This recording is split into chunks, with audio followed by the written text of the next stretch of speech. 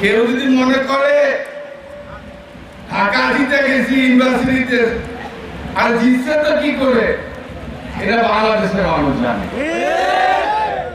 যাদেরকে যারা 15টা বছর আমাদেরকে শোষণ করলো, আমাদের উপর হামলা করলো, আমাদের উপর গুলি চালালো, আমাদের জীবন থেকে বছরের পর বছর, মাসের পর মাস আমাদের জীবন থেকে কেড়ে নিল, ওই আওয়ামী লীগের সঙ্গে আতাত করে। আমরা কি বুঝি না? বাংলাদেশের মানুষ বুঝে না? আপনারা আওয়ামী লীগ আর জামাতে ইসলাম এখন একাকার হয়ে গেছে।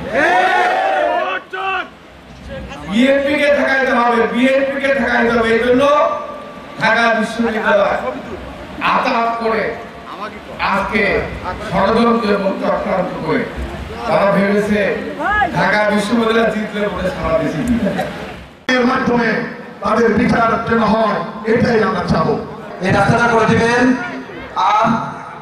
আর হলো সাঁতারভাটপাড়া, নীলডাঙ্গা, ধরগোড়া, সাঁতারভাট, শেখপাড়া, হলুদঘর না হলে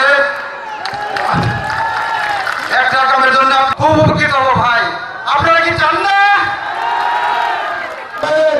আমাদের নিজের বাড়ি, নিজের মহল্লা, আমাদের এই মাঠ আপনি জানেন, এই মাঠে আপনি 2000 আপনাদের সন্তান এখানে দল, এখানে প্রতি ছিলেন।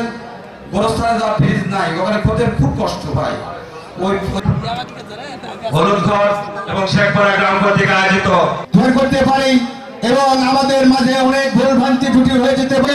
রুহুল কুদ্দুস তালুকদার দুলু ভাইকে ধানের শীষে প্রতীকে ভোট দিয়ে সবাইকে আমার সালাম রইল, আসসালামু আলাইকুম। আমরা কিন্তু মূলে এক। আমরা হয়তো দেখা যাচ্ছে